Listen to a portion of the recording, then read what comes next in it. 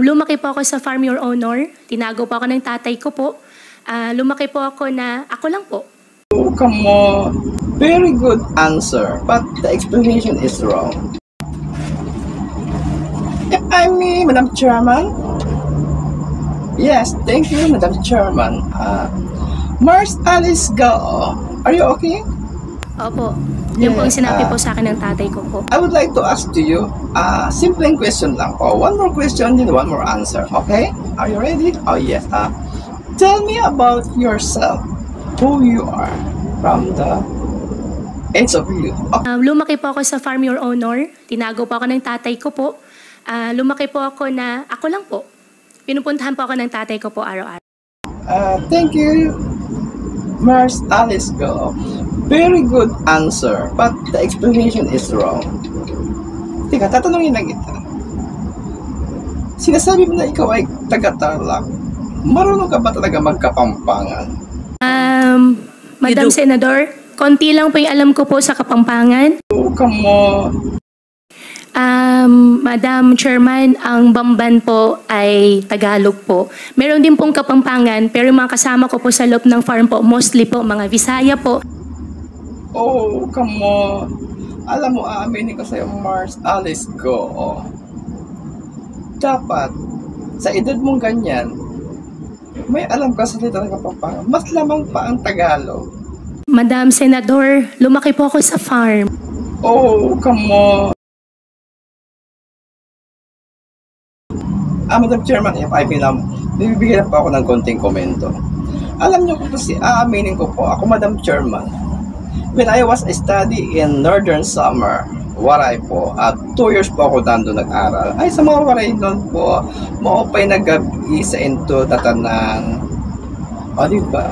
6 months pa lang po, natuto na ako mag-Waray kasi gusto ko matuto dahil mahihirapan ako makisabay sa mga classmate ko, sa mga tao kung hindi ako marunong mag-Waray sapagkat ako po ay Bicolana. So, di ba? Kaya, kailangan ko matuto. So, right now, nandito na po ako sa Katagalugan. So, for how many years? So, hindi na mawawala po sa akin sa itang Waray. Di ba? Kaya nakakapagtataka lang po. Pero on the doubt of that, okay, alisin na mo natin yan. Kung talagang hindi ka talagang marunong magkapampangan. Isa po lang sa pinupunto ko, Madam Chairman, yung paulit-ulit naman po na sinasabi ni Mars Alice Go na lumaki siya sa tatay niya, lagi siyang pinupuntahan ng tatay niya. So meaning to see that your father is Chinese. You're half Chinese, half Filipina. Sinasabi mo na you are half Chinese, half Filipina, you are Filipina. So kung talagang Filipina ka, the age of 38 years old, di ba? Aalamin mo, tutuklasin mo kung sino ang yung ina. O, di ba? Kasi very fairy tale po talaga ang yung mga salaysay. Wala kang kaibigan, etc. kundi yung mga co-workers, katrabaho, mga tauhan mo lamang sa farm. So, nakakapagtataka. Isa sa pinupoint ko lang, Madam Chairman, yung where is your mother right now? Kung the age of 38, Madam Chairman, hindi mo malang nasilayan ang iyong ina? Very ridiculous, very devastating. Oh my gosh, di ba nakakapagtataka? Ano ba yan?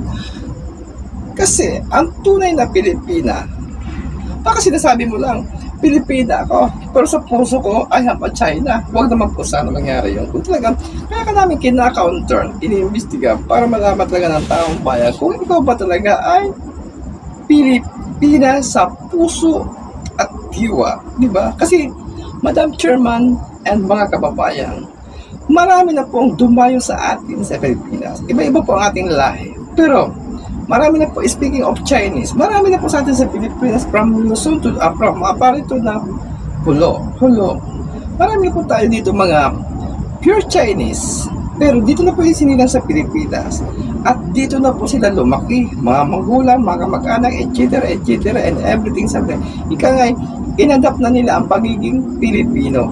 So, kahit saan sulok mo siya puntahan, mga kamag-anak, alam po ng bawat isa. Kaya nakapagtataka dito, Madam Chairman, kaya Mars Alice Go. Kasi wala man lang siya kinandang investigation na side of mother, di ba? Nakakapagtataka yan, di ba? Kasi alam niyo po, Mars at Madam Chairman, tayo mga Pilipino, aalamin natin ang mga kasagutan kung ano at bakit iniwan tayo ng ating ina.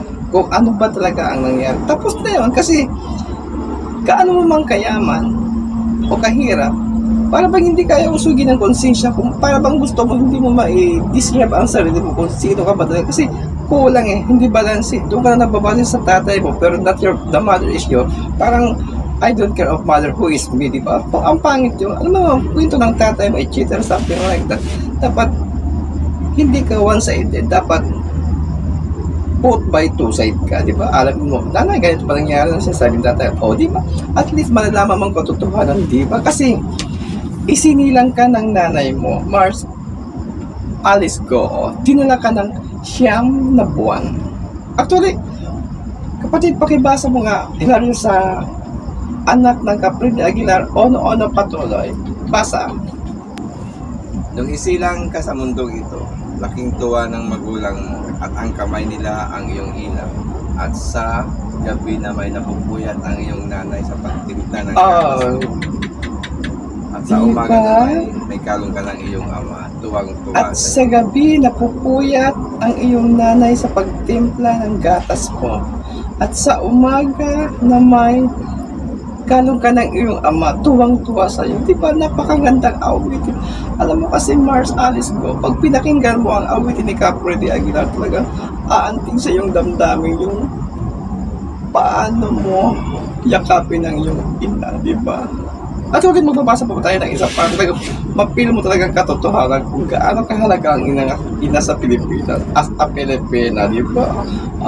Boy, acting, pakibasa mo sa Ono 3:15 ng ina by Caprile Aguilar. Go! Siya ang iyong ina na sa'yo'y nagsilang. Magmula nung bata ka ay di kanya binayaan. Lagi siya sa iyong tabi, di humihiwalay sa iyong piling.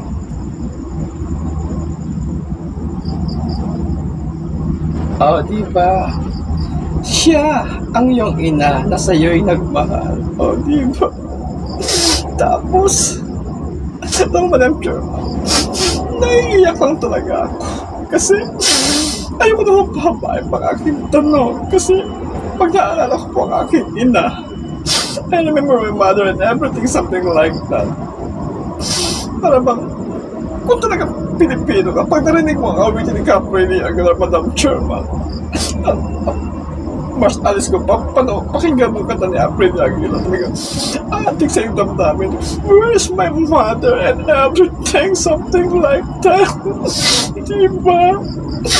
Alamin mo lang naman ang katotohanan, mother, bakit mo ako pinabayaan? O di, doon mo malalaman ang katanungan kung who is right or wrong, mother, your father, and everything. So, wala naman akong itinatanong sa'yo, kundi alamin mo lang ang pagiging pusong damdamin makabayan ang Pilipina. Kung talaga diyan naman pagiging Pilipina, bakit until now, the age of 38, hindi mo man lang nasulayan ang iyong ina? Anyari? Thank you, Madam Chairman, baka lumuha po ako ng isang timba po dito kasi about of mother lang aking conducting business. Thank you, Madam Chairman. This may our conduct, may our present question kasi baka may mga magtatanong pa. Medyo mahaba na po. Thank you, Madam Chairman, at salamat po sa inyong lahat. Thank you.